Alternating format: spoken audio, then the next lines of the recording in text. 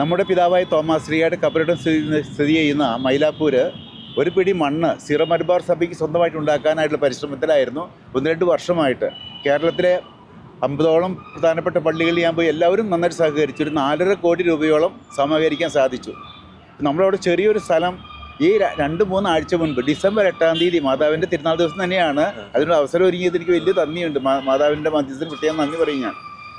അന്ന് ഒരു ചെറിയൊരു സ്ഥലം 8.25 സെൻറ്റ് സ്ഥലം നമ്മൾ രജിസ്റ്റർ ചെയ്തു.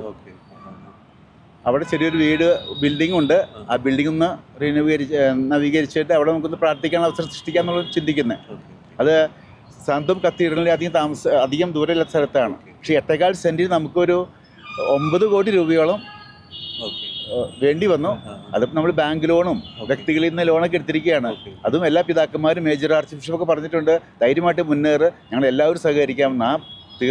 തീർച്ചയായിട്ടും ഞാൻ എൻ്റെ മിഷൻ അബിൽ ആരംഭിക്കുകയാണ്. ഈ അടുത്ത 22-ാം തീയതി ഫെബ്രുവരി 22-ാം തീയതി ഇടുക്കിയിൽ നെല്ലിക്കുന്നൽ പിതാവ് നേരിട്ട് വിളിച്ച് പറഞ്ഞ് 5 പള്ളികൾ ഒരുക്കി തന്നിട്ടുണ്ട്.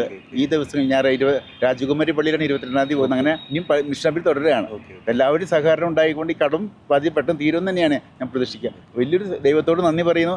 എല്ലാവരും സഹകരണത്തിന് കൃത്യമായിട്ട് നന്ദി പറയുന്നു. നമുക്ക് അങ്ങനെ സ്ഥലം സിറോ മലബാർ സഭയ്ക്ക് സ്വന്തമായിട്ട് മൈലാപ്പൂര് കണ്ടെത്താൻ സാധിച്ചത് ദൈവത്തിൻ്റെ വലിയൊരു കൃപയാണ്.